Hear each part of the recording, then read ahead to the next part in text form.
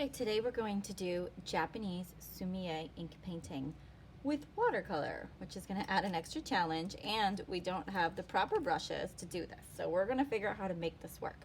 So what's really important in SUMI is that you set up your workspace. So SUMI means ink, black ink.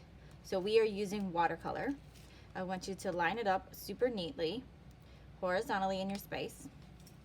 Next to your watercolor, to the right if you are a righty, to the left if you're a lefty. And then I want you to lay your brushes horizontally in front of your water. And we're going to be using a variety of papers. So I would pick out some loose leaf paper or scrap paper because you're going to make a lot of mistakes. This is a very hard style of painting. So we're going to practice on some scrap paper, and then later we will move into using some of the cardstock. Traditionally, Japanese paper is called kami, and it is a rice paper. It's made from rice. The bamboo is what we'll start with. The bamboo is simplicity of life, to be humble, and it represents the season of summer and strength in the face of adversity. So this plant represents all these ideas, and also this plant has certain techniques. So I'm going to use the rounded brush. This is the one that came in the kit, and I'm going to dip into the water, and I'm going to use my black, which is all the way at the end. When you're doing sumi-e painting, traditionally you have an ink stone.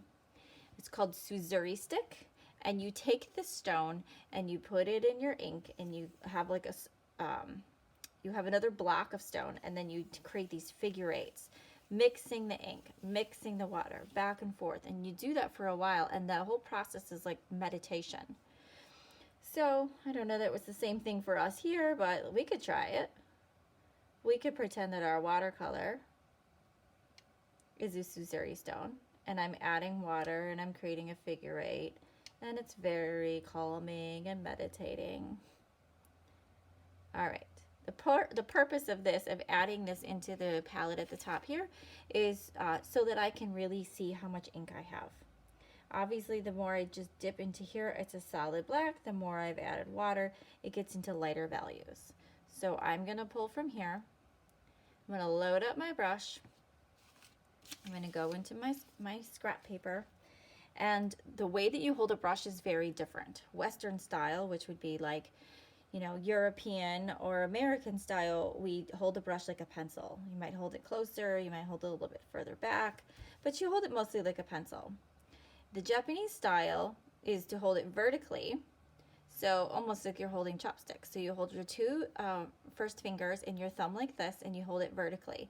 And your elbow is off the table, so we're not resting into the table like this. All right, so we hold it vertically, and I'm gonna press down and up, get more ink. Press down, push it up, get more ink. Press down, pull it up. All right, so this process here, I'm going to cheat a little bit because I don't have the right brush. I've just created a bamboo. All right, and then that will create a natural transition from one piece to the next. And then the break in the middle is not the actual broken plant, but it's separation between the parts, how a bamboo is. All right, I'm going to do another one, and I'm going to let this one kind of cross over. So I'm pressing down, pull up, get more ink. I'm going to let it cross over, kind of add a little wiggle at the end here. I am holding a little sideways because of the brush in order to get a little bit fatter. So you can notice and kind of play around. Obviously, I'm teaching you a little bit about tradition, but we don't have all the right tools, so we'll work with what we have. All right, so now bamboo, you can add a few more, but it has these leaves that come off at the break, at this little break here. So notice how I've created a beautiful transition from dark to light by flicking it. So press down and then flick it out. Press down and flick it out. So you can do 3, 4 of those, 2 is fine, maybe a little bit on this side. and maybe it down here. Maybe these are a little bit smaller. And there we have a bamboo. So you can play around with those different techniques, and we'll try another one. The next plant we're going to paint is called the wild orchid. So there's lots of different kinds of orchids. This one looks really, really different. It has these long and wispy leaves. So I think we're going to use the same brush, the skinny pointier brush. All right, and we're just mixing the black with some water. Okay, we have a proper sitting technique. We hold our brush vertically. I have a little bit too much ink on there, so I'm just going to dip it and onto the paper, and look at how it bleeds. I just got rid of some of it. All right, so we're going to start with down at the bottom, and this one is about like skinny and thick lines. So the pressure that I'm applying, I'm pressing down, I'm lifting up, I'm pressing down, I'm lifting up. I'm going to press down and then let it fade out. Got a little bit too wispy here, so you want to make sure you have enough watercolor. I'm gonna have this one come around and cross over. And then this one got a little bit fat. I'm actually looking at a picture while I'm painting this, so while you're working, you'll have some images provided by me, or you can look on the internet. Whoops, a little too much drip there. Happy mistakes, we just make that fatter. All right, down here at the bottom, we kind of add some little squiggles. It looks like these roots. I'm just doing a squiggle, squiggle, squiggle, and then push it off. Squiggle, squiggle, squiggle. All right, so I need some, this is just like really long stems, but I need some that are kind of like breaking off from here. So I'm gonna get that fat and then flick it off. And if I want that to be a really crisp edge, I can start with the tip of the brush and pull it towards me.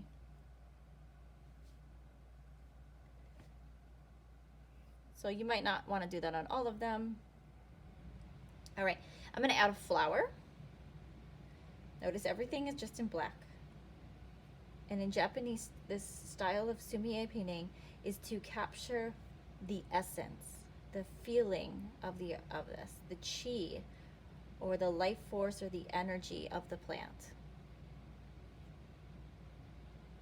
All right, and gonna add a little extra stem there, and I think I need one more because this feels off balance to me. So I'm gonna start skinny, I'm gonna get thick, I'm gonna refill, and then I'm gonna let it trail off into a really, really skinny line. All right, so I want to have all this variation. I can go back where like maybe I want the value to thicken up and be a little darker here. All right, and there we have a wild orchid. Okay, the next plant we're gonna do is called the chrysanthemum. These are plants that we often have where we live, and we put them in our yards in the fall. So you might have a mum, is what they're known as, in our yards. The ones that the Japanese paint in their sumi-e style look a little bit different than ours. There's different variations around the world. So this is called a chrysanthemum. It's a symbol of Japan's royal family. The plant is the season of autumn. It is sturdy and it defies the brutality of the frost. So remember, in fall is when everything gets ready to start freezing and dying off, and it shows that this plant is strong. All right, I'm gonna use a skinny brush and I'm gonna transition to the fatter one. So I'm gonna start with the stem. And then this is kind of like the bottom of the plant. That's gonna be my main structure to start with. Okay, now I'm gonna switch over to a little bit of my fatter one. Quite a bit of water. And I'm just gonna do an outline of some wispy looking leaves. And I'm gonna fill it in while it's wet.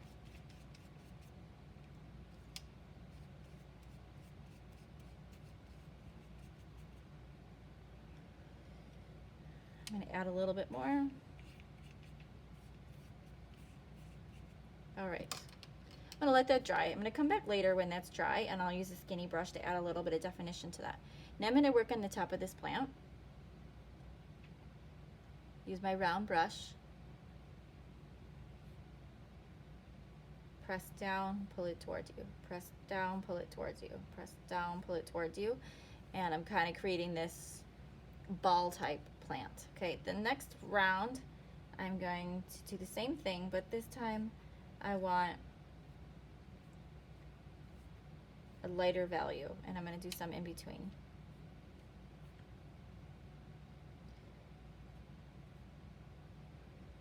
All right, once that dries, I'll add in some lines here. This one's dry.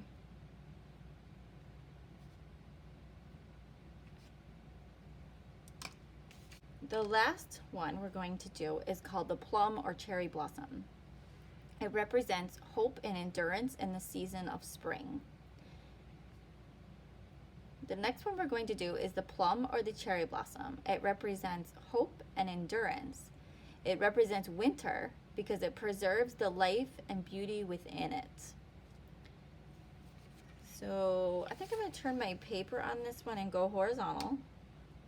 And I'm going to start with a pretty loaded up brush, and I'm going to pull my brush across the page, and I'm going to let it go squiggle squiggle all over the place. These are the branches. I'm turning the brush in my fingers, twisting. See how I'm holding my fingers and it's twisting? That these branches towards the end are getting skinnier and lifting off. Okay, which means I feel like this needs to get a little bit thicker, so I'm going to go back, thicken this up, give it the other side, fill it in. Now I can go all the way off the page. And that's the way that I do a tree. And then I think we'll switch to a little bit of a larger brush and water down and just create these little blobs in groups of 3. If you want to be really adventurous, we'll add a little color.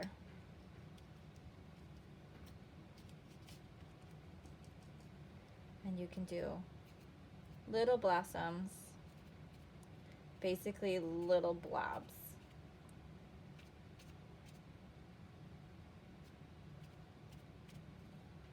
And there is the plum blossom.